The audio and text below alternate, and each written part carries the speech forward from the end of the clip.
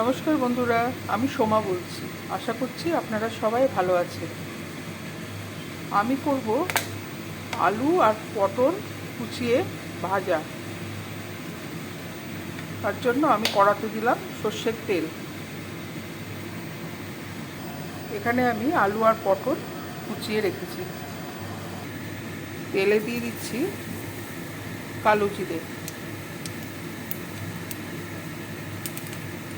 এবার আমি আলু পটল আর কাঁচা লঙ্কা আছে সেটা আমি দিয়ে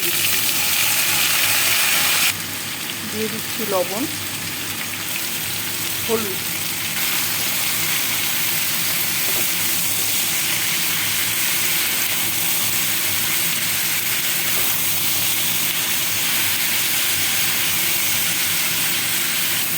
আমি এটা ঢাকা দিয়ে ভাজবো।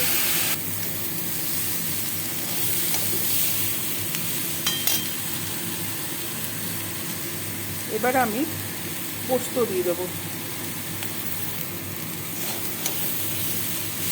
এবার এটাকে আমি পোস্ত দিয়ে ভালো করে ভাজবো। আমার তৈরি হয়ে গেল আলু পটলের কুচানো ভাজা। রেসিপিটা কেমন লাগলো? ভালো লাগলে আমাকে কমেন্ট করে জানাবেন। আমার পাশে থাকার জন্য আমি আপনাদেরকে অনুরোধ জানাচ্ছি। নমস্কার।